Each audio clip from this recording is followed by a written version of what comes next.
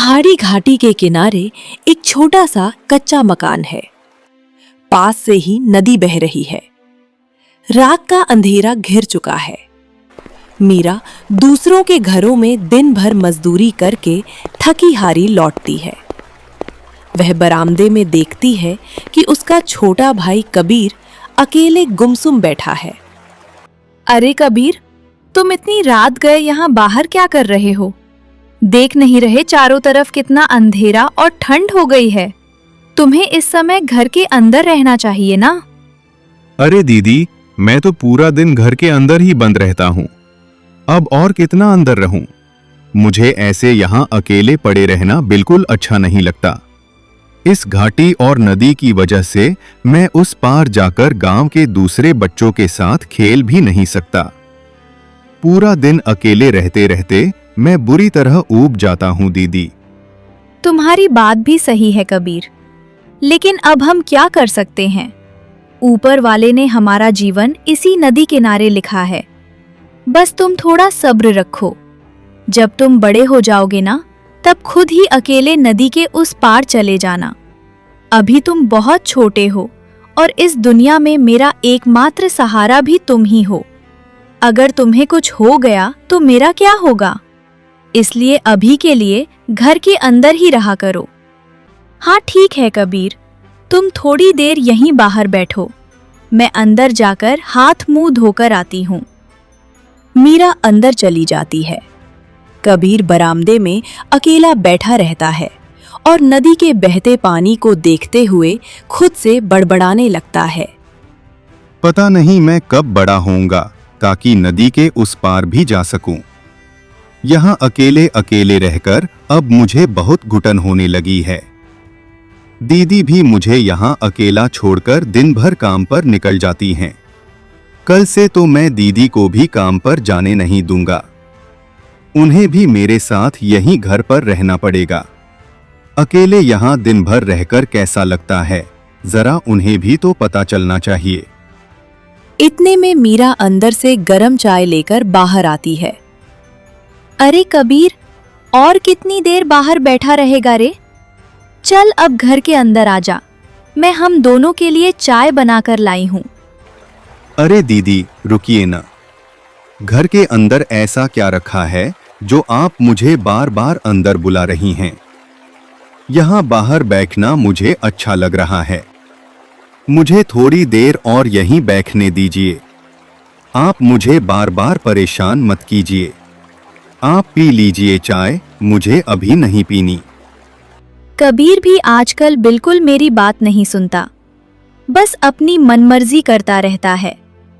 उसे क्या पता इस बेरहम दुनिया के बारे में। उसे तो बस बाकी बच्चों के साथ नदी के उस पार जाकर खेलना है। लेकिन वह यह नहीं समझता कि मुझे उसकी कितनी चिंता होती है और मुझे कितना डर लगता है। कबीर उठकर खड़ा हो जाता है और मीरा की तरफ देखे बिना गुस्से में मुंह मोड़ लेता है। दीदी तो बिल्कुल भी मेरा दुख नहीं समझती। अब तो मुझे सच में बहुत गुस्सा आने लगा है।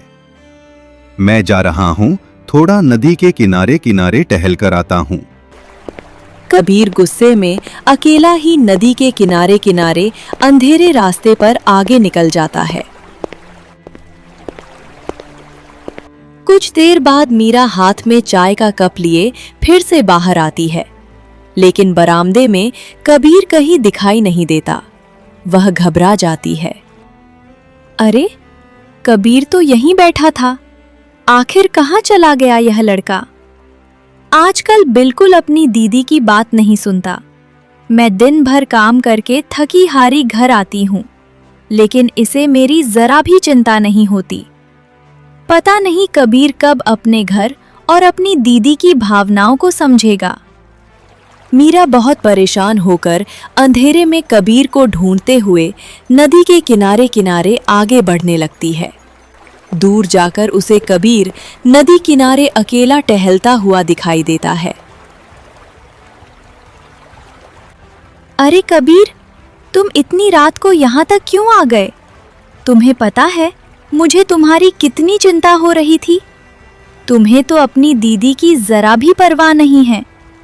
अगर परवाह होती तो तुम काम से थकी हुई अपनी दीदी को यूं परेशान नहीं करते। अरे दीदी, मैंने आपको क्या परेशान कर दिया? परेशान तो मैं अपने इस जीवन से हूं। ना कहीं खेलने जा पाता हूं, ना किसी से खुलकर बात कर पाता हूं। आप बस अपनी ही चिंता करती हैं, मेरे बारे में कभी नहीं सोचती। मुझे दिन भर घर पर अकेला छोड़कर चली जाती हैं। अपने छोटे भाई के मुंह से ऐसी बातें सुनकर मीरा का दिल बैठ जाता है। वह अंदर ही अंदर टूट जाती है, क्योंकि वह दिन रात सिर्फ कबीर के लिए ही खटती है। कबीर, छोड़ो ना यह सब बातें, अब घर चलो, बहुत रात हो चुकी है। तुम्हें भूख भी लगी होगी। घर जाकर मैं खाना बनाऊंगी, फिर हम दोनों साथ बैठकर खाना खाएंगे। अब अपना गुस्सा शांत कर दो और अपनी दीदी के साथ घर चलो।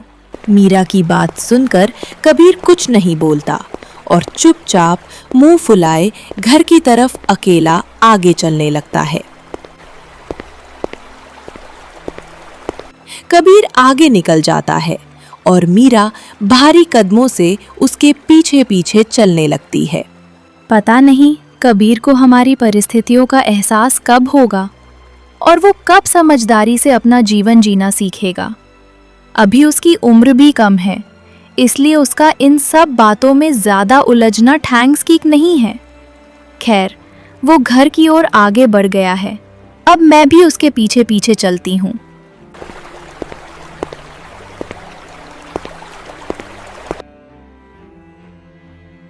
समय बीत जाता है। कबीर अब वयस्क और बड़ा हो चुका है, लेकिन उसका स्वभाव अभी भी वैसा ही चिड़चिड़ा है। सुबह का समय है। मीरा काम पर निकलने की तैयारी कर रही है। कबीर, मैं काम पर जा रही हूँ, तू भी उठकर खाना खा लेना। मैंने रसोई में तेरे लिए खाना और चाय बनाकर रख दी है, बस समय से खा लेना। और हाँ, मुझे वापस आने में देर भी हो सकती है, इसलिए अगर तू बाहर कहीं जाए तो शाम होने से पहले घर वापस आ जाना। अरे दीदी, अब मैं बड़ा हो गया हूँ, मुझे अच्छी तरह पता है कि कब और कहाँ रहना चाहिए। आप हर समय इतना क्यों डांटती रहती हैं? आप अपना काम कीजिए ना और मुझे मेरे तरीके से जीने दीजिए। मेरे दोस्त भी अक्सर कहते हैं कि मैं अपनी दीदी के सामने कुछ बोल ही नहीं पाता। ये सब सुनकर मुझे भी शर्म महसूस होती है। अपने छोटे भाई के मुंह से ऐसी कड़वी बातें सुनकर मीरा अंदर ही अंदर पूरी तरह टूट जाती है, क्योंकि उसके लिए उसके भाई के अलावा इस दुनिया में कोई अपना नहीं था। अब आप यहाँ मेरा मुंह क्या देख रही हैं? आप काम पर जाइए, मैं खाना खा लूंगा। बस आप हर समय मुझ पर डांटना और चिल्लाना बंद कर दीजिए, मेरे लिए वही बहुत होगा। ठीक है कबीर, मैं चलती हूँ। तू अपना अच्छे से ख्याल रखना। मैं जितनी जल्दी हो सके घर लौटने की कोशिश करूंगी। मीरा अपने भाई से इतना कहकर काम पर निकल जाती है। कबीर घर पर अकेला बैठा रहता है। दीदी भी ना हर समय डांटती और समझाती रहती हैं।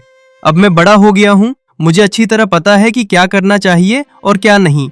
हर बात पर यूं डांटते रहने से आखिर क्या होगा? जब मैं छोटा था तब भी मुझे घर पर अकेला छोड़कर काम पर चली जाती थीं। खैर छोड़ो, अभी उठकर चाय पी लेता हूँ। कबीर चाय पीता है और बाहर टहलने लगता है। यहाँ बैठकर भी अब अच्छा नहीं लगता। पता नहीं ऊपर वाले ने कैसा जीवन दिया है यार। इस नदी किनारे ही आधी जिंदगी गुजर गई। अगर गांव के बीचों बीच हमारा घर होता तो शायद जीवन कितना अच्छा होता। खैर, अब ये सब सोचकर भी क्या फायदा। थोड़ा गांव की तरफ घूमकर ही आ जाता हूँ। कबीर टहलते हुए नदी के घाट पर पहुंचता है, जहां केशव काका अपनी नाव लिए खड़े हैं। काका, क्या आप मुझे नदी के उस पार छोड़ देंगे? अरे भाई, मैं तो लोगों को नदी पार कराने के लिए ही यहाँ रुका हूँ। बस 20 रुपए लगेंगे, मैं तुम्हें सुरक्षित नदी के उस पार छोड़ दूंगा। केशव काका की बात सुनकर कबीर थोड़ा उदास हो जाता है, क्योंकि उसके पास पैसे नहीं थे। काका, वो दरअसल अभी मेरे पास बिल्कुल भी पैसे नहीं हैं। क्या मैं आपको बाद में पैसे दूं तो चलेगा? मैं आपको पक्का बाद में दे दूंगा। अभी कृपया मुझे नदी के उस पार छोड़ दीजिए ना। अरे भाई, तुम इतने जवान लड़के हो, कोई काम धंधा नहीं करते क्या जो तुम्हारे पास 20 रुपए भी नहीं है? मैं भी यहाँ अपने परिवार का पेट पालने के लिए मेहनत करके नाव चलाने आता हूँ भाई। पता है काका, लेकिन मैं आपको बाद में पक्का पैसे दे दूंगा। अभी फिलहाल आप मुझे नदी पार करवा दीजिए, आपकी बहुत मेहरबानी होगी। ठीक है भाई, चलो, अब कोई और उपाय भी तो नहीं है। मैं तुम्हें नदी पार करवा ही देता हूँ। क्या पता भगवान कहीं से हमारी हालत देख ले और तुम्हें बाद में पैसे देने की भी जरूरत नहीं है। चलो, अब नाव में बैठ जाओ। नाव वाला बिना पैसों के कबीर को बैठाकर नदी पार कराने लगता है। कुछ देर बाद नाव किनारे पहुंचती है। भाई, मैंने अपनी बात निभा दी और तुझे सही सलामत नदी के इस पार पहुंचा दिया। लेकिन सुन, दुनिया ऐसे नहीं चलती। आज मैंने इंसानियत के नाते बिना पैसों के तेरी मदद कर दी, मगर हर कोई इतना रहमदिल नहीं होता। आजकल बिना पैसों के लोग इंसान को इंसान तक नहीं समझते, ऊपर से मजाक अलग उड़ाते हैं। और सच कहूं तो पेट पालने के लिए इंसान को कुछ न कुछ काम तो करना ही पड़ता है। मेहनत छोटी हो या बड़ी, लेकिन अपने पैरों पर खड़ा होना बहुत जरूरी है। खैर, अब तू अपने रास्ते जा और मैं भी यहां रुककर किसी सवारी का इंतजार करता हूं। ठीक है काका, मुझे यहाँ तक छोड़ने के लिए आपका बहुत बहुत धन्यवाद। भगवान जरूर आपका भला करेंगे। अब मैं चलता हूँ। कबीर गांव में आगे बढ़ता है और चौराहे पर पहुंचता है। वो वहां किसी को ढूंढता है। तभी उसे गांव के एक सम्मानित बुजुर्ग चाचा जी मिलते हैं। अरे चाचा जी, यहाँ पर मेरे दोस्त रोहन और सोहन बैठा करते थे, लेकिन आज वो दोनों कहाँ गए हैं? अरे बेटे, वो दोनों तो अपने काम पर गए हैं। वैसे बेटा, क्या तुम मीरा बेटी के छोटे भाई कबीर हो? हाँ चाचा जी, मैं मीरा का ही छोटा भाई हूँ। वैसे आप मेरी दीदी को कैसे जानते हैं? अरे बेटे, तेरी दीदी को भला यहाँ कौन नहीं जानता। बेचारी ने बहुत कम उम्र से ही अपने और तेरी जिम्मेदारियां खुद उठाई हैं। और बेटा, उसने तेरे लिए न जाने कितनी खुशियों और इच्छाओं का त्याग किया है। वो बस तुझे एक अच्छा इंसान बनते हुए देखना चाहती है। तेरे लिए ही तो उसने आज तक शादी भी नहीं की। उसके जैसी लड़की आजकल कहाँ मिलती है बेटे। इसलिए तू हमेशा अपनी दीदी को खुश रखा कर। वैसे बेटा, अभी तुम क्या काम करते हो? थोड़ी देर पहले नाव वाले काका की बातें और अब गांव के चाचा जी की बातें सुनकर कबीर को धीरे धीरे अपनी दीदी की मेहनत और त्याग का एहसास होने लगता है। उसे समझ आने लगता है कि उसकी दीदी ने अपना पूरा जीवन सिर्फ उसकी खुशियों के नाम कर दिया है। वो चाचा जी, दरअसल मैं अभी कोई काम नहीं करता। मुझे लगता था कि मैं हमेशा दीदी के सहारे ही जीवन बिताता रहूंगा, लेकिन अब मुझे अपनी गलती समझ आ गई है। अब से मैं मेहनत करूंगा और दीदी को अकेले इतना काम भी नहीं करने दूंगा। मैं उन्हें हमेशा खुश रखने की कोशिश करूंगा। इतने दिनों तक मैंने अपनी दीदी को बहुत तकलीफ दी है, लेकिन अब से मैं एक अच्छा इंसान बनने की पूरी कोशिश करूंगा। हाँ बेटे, जीवन में मेहनत करके ही इंसान आगे बढ़ता है और तभी कुछ अच्छा कर पाता है। अब तू भी मेहनत कर और अपनी दीदी का सहारा बन। और बेटा, अब से अपनी दीदी को काम करने से मना कर दिया कर। पहले तू छोटा था इसलिए बात अलग थी, लेकिन अब तू बड़ा हो गया है। अब तेरी दीदी का यूं दूसरों के घरों में मेहनत करना अच्छा नहीं लगता। हाँ चाचा जी, अब मुझे सब कुछ अच्छे से समझ आ गया है। अब से मैं आपकी कही हुई हर बात मानूंगा, मेहनत करूंगा और अपनी दीदी को हमेशा खुश रखूंगा। वैसे चाचा जी, अब मैं चलता हूँ। अभी नदी भी पार करनी है, नहीं तो घर पहुंचते पहुंचते काफी रात हो जाएगी। मास्टर जी ने कबीर को रास्ते के लिए 20 रुपए दिए थे। कबीर वापस नदी के घाट पर आता है, जहां मीरा घर पर उसके लौटने का इंतजार करते हुए चिंतित खड़ी है। पता नहीं कबीर कहाँ चला गया है। मैंने उसे कहा भी था कि अगर कहीं जाओ तो शाम होने से पहले घर वापस आ जाना। उम्र में तो बड़ा हो गया है, लेकिन अकल से अभी भी बच्चा ही है। उसे अपनी दीदी की चिंता का जरा भी एहसास नहीं होता। इधर घाट पर कबीर नाव वाले काका के पास पहुंचता है। अरे भाई, तेरे पास जाते वक्त तो बिल्कुल भी पैसे नहीं थे। फिर अब लौटते समय ये 20 रुपए कहां से आ गए? क्या नदी के उस पार जाकर कोई काम वाम कर लिया था क्या भाई? अरे नहीं काका, दरअसल वहां मेरी मुलाकात एक चाचा जी से हुई थी। उनसे काफी देर तक बातें हुई और जाते वक्त आपने जो जो बातें मुझे समझाई थी वही सब उन्होंने भी बड़े अच्छे से समझाया। अब मुझे सब कुछ अच्छे से समझ आ गया है। अब से मैं खूब मेहनत करूंगा काका। और घर लौटने के लिए वही चाचा जी मुझे 20 रुपए भी दे दिए थे। वाह भाई, ये सुन के बहुत अच्छा लुक्सा कि अब तू मेहनत करके काम करना चाहता है। वैसे अगर मैं तुझे अपनी नाव चलाने का काम दे दूं तो क्या तू ये काम करेगा? दरअसल मुझे कुछ जरूरी काम से कुछ दिनों के लिए गांव से बाहर जाना पड़ेगा, इसलिए मेरी नाव ऐसे ही खाली पड़ी रहेगी। अगर तू इसे चलाएगा तो तेरे घर का खर्च भी आराम से चल जाएगा। अरे काका बिल्कुल, आप सच में बहुत अच्छे इंसान हैं। दोपहर में भी आपने मुझे बिना पैसों के नदी के उस पार छोड़ दिया था। साथ ही मुझे जीवन की कई अच्छी बातें भी समझाईं। और अब आप मुझे काम करने का मौका भी दे रहे हैं। मैं आपकी नाव जरूर चलाना चाहूंगा काका। आपका बहुत बहुत धन्यवाद। आपने मेरे बारे में इतना सोचा। अरे इसमें धन्यवाद की क्या बात है भाई, मेरी नाव यही रहती है। तुम कल सुबह से आकर इसे चलाना शुरू कर देना।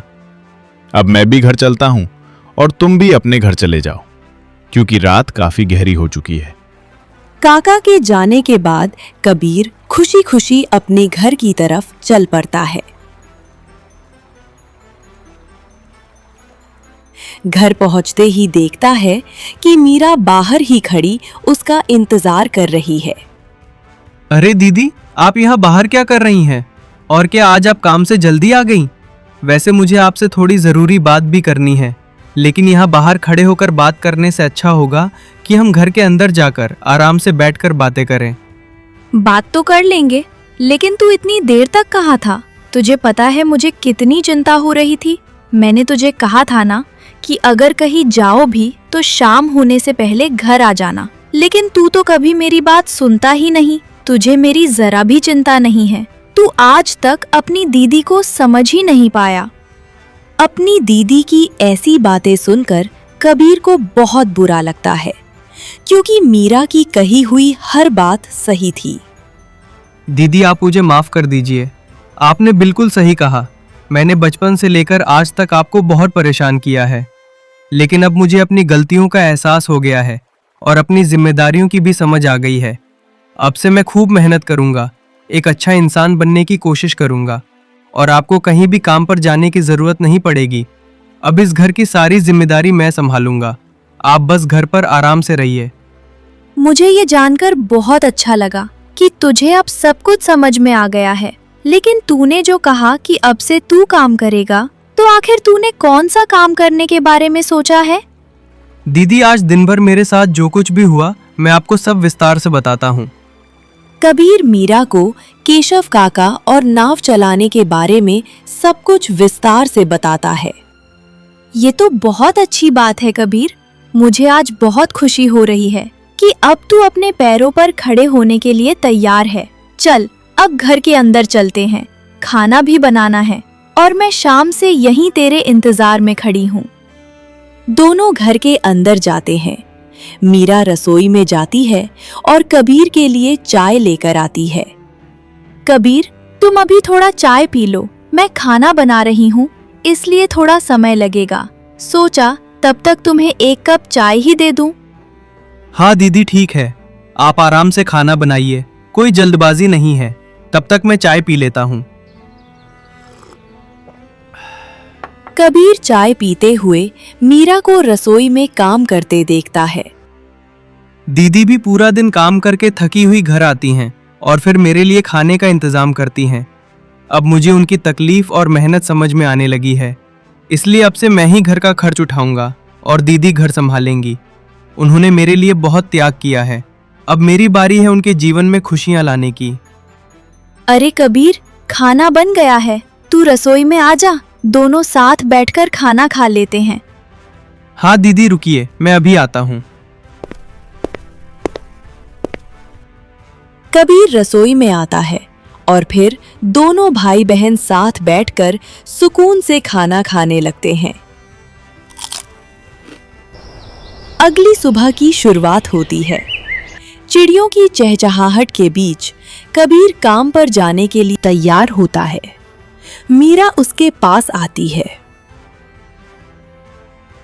कबीर, आज तू पहली बार काम करने के लिए घर से बाहर जा रहा है। मुझे आज खुशी भी हो रही है और थोड़ी चिंता भी, क्योंकि मैंने तुझे बहुत प्यार से बड़ा किया है और मैं तुझे एक अच्छा इंसान बनते हुए देखना चाहती हूँ। तू मन लगाकर काम करना और अगर नदी में पानी का बहाव ज्यादा हो तो थोड़ा रुक जाना। नाव भी हमेशा धीरे धीरे और संभल कर चलाना। हाँ दीदी, ठीक है। आप इतनी चिंता मत कीजिए, मैं अपना पूरा ख्याल रखूंगा और नाव भी धीरे धीरे चलाऊंगा।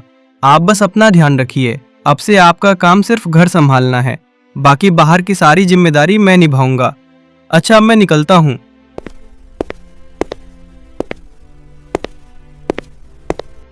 मुझे तो यकीन ही नहीं हो रहा कि यही शरारती कबीर आज अपनी जिम्मेदारियां निभाने के लिए काम पर निकला है। जो लड़का पहले अपनी दीदी की बात भी नहीं सुनता था, आज वही अपनी दीदी की जिम्मेदारी उठाने के लिए घर से बाहर निकला है।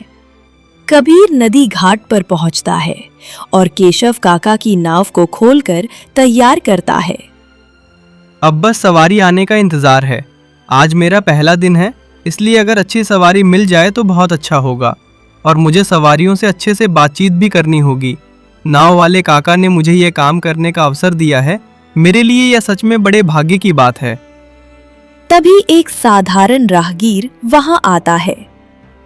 अरे भाई, क्या तुम यहाँ नए हो? पहले तो यहाँ केशव भैया नाव चलाया करते थे। हाँ भैया, आज से यहाँ मैं ही नाव चलाऊंगा। केशव काका गांव के बाहर गए हुए हैं।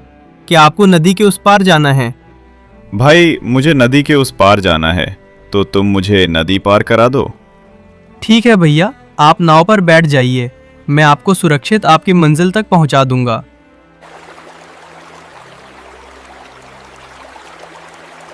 कबीर सावधानी से नाव चलाकर नदी पार कराता है। लो भैया, मैंने आपको आपकी मंजिल तक सुरक्षित पहुंचा दिया। हाँ भाई, धन्यवाद। वैसे अब मुझे यहाँ तक आने के कितने पैसे देने होंगे? अरे भैया, केशव काका जितना लेते थे आप उतना ही दे दीजिए। वह आदमी कबीर को किराया देता है और मुस्कुराते हुए चला जाता है। पहले दिन की पहली सवारी को तो मैंने सही सलामत उनकी मंजिल तक पहुंचा दिया। अब और सवारियों के आने का इंतजार करना होगा। कबीर काफी देर तक इंतजार करता है। कुछ समय बाद एक बड़े व्यापारी अपने सेवक के साथ वहां आते हैं। अरे ओ भाई, ये हमारे सेठ जी हैं। हम यहाँ कुछ व्यापार के काम से आए थे। आते समय तो हम सेठ जी की अपनी नाव से ही यहाँ आए थे, लेकिन अभी वहाँ से खबर आई है कि उस नाव में थोड़ी खराबी आ गई है। तो क्या तुम हमें नदी पार करा दोगे? अरे सेठ जी, आप बस हुक्म कीजिए, मैं आप दोनों को बिल्कुल सही सलामत नदी के उस पार पहुंचा दूंगा। आप बिल्कुल चिंता मत कीजिए। आपके जैसे इतने बड़े सेठ जी की सहायता करके मुझे भी बहुत खुशी होगी। हाँ तो चलो भाई, ज्यादा देर ना करते हुए तुम हमें नदी पार करा दो। कबीर दोनों को नाव में बैठाता है और खेवैया बनकर पतवार चलाते हुए आगे बढ़ता है। नाव सुरक्षित किनारे पहुंचती है। सेठ विक्रम प्रसन्न होकर कबीर से बात करते हैं। शुक्रिया भाई, हमें यहां तक सुरक्षित पहुंचाने के लिए। तुम मुझे बहुत अच्छे लगे। तुम्हारा अंदाज, तुम्हारी बातें और तुम्हारा व्यवहार सब दिल को छू गया। तुमने हमें सही सलामत नदी पार करा दिया, इसके लिए तुम्हारा दिल से धन्यवाद। अब इस एहसान के बदले तुम जो चाहो मुझसे मांग सकते हो। मैं तुम्हारी एक इच्छा जरूर पूरी करूंगा, चाहे वो कैसी भी क्यों ना हो। सेठ जी, मेरी तो बस एक ही बड़ी इच्छा है और उसे केवल आप ही पूरा कर सकते हैं। इसके लिए आपसे बेहतर कोई और नहीं हो सकता। मेरी एक दीदी हैं, अगर आप उनसे विवाह कर लें तो वही मेरे लिए सबसे बड़ी खुशी होगी। कृपया मेरी इस इच्छा को ठुकराइए मत। अरे सेठ जी, ये लड़का कैसी बातें कर रहा है? भला आप इस साधारण नाव चलाने वाले की बड़ी बहन से विवाह कैसे कर सकते हैं? ठीक है, मैं तुम्हारी ये इच्छा जरूर पूरी करूंगा। मैं तुम्हारी दीदी से विवाह करने के लिए तैयार हूं, लेकिन उससे पहले मैं उनसे मिलना और उन्हें देखना चाहता हूं। जरूर सेठ जी, मेरा घर यहाँ से ज्यादा दूर नहीं है। आप मेरे साथ चलिए, मैं आपको अपनी दीदी से मिलवा देता हूँ। कबीर सेठ विक्रम और उनके सेवक को लेकर अपने घर पहुंचता है, जहां मीरा सुघरता से घर के काम निपटा रही होती है। सेठ जी, ये मेरी दीदी हैं। इनका नाम मीरा है। इन्होंने मुझे बहुत मेहनत और प्यार से बड़ा किया है। मेरे लिए इन्होंने कभी किसी चीज की कमी नहीं होने दी। मेरी खातिर इन्होंने अपने जीवन में बहुत त्याग किए हैं। अब मैं चाहता हूँ कि दीदी अपनी जिंदगी में खुश रहें। अब तक उन्होंने सिर्फ मेरे बारे में सोचते हुए कभी अपनी शादी के बारे में ध्यान ही नहीं दिया, लेकिन अब मैं बड़ा हो गया हूँ, इसलिए उनकी यह जिम्मेदारी मैं पूरी करना चाहता हूँ। अब से तुम मुझे सेठ जी नहीं, जीजा जी कहोगे। और हाँ, मैं तुम्हारी दीदी से शादी करने के लिए तैयार हूं। मुझे अब यकीन हो गया है कि भगवान ने तुम्हारी दीदी को शायद मेरे लिए ही बनाया है, क्योंकि आज के समय में इतनी अच्छी, मेहनती और साफ दिल वाली लड़की मिलना बहुत मुश्किल होता है। अब से तुम्हारी दीदी के साथ साथ तुम्हारी सारी जिम्मेदारी भी मेरी है। इसी तरह मीरा के जीवन में खुशियों की रोशनी आ जाती है। एक तरफ उसका भाई उसे समझने लगा, तो दूसरी तरफ भगवान ने उसके जीवन में ऐसा जीवन साथी भेज दिया जो दोनों का सहारा बन गया। इसी के साथ ये कहानी सुखद अंत तक पहुंचती है।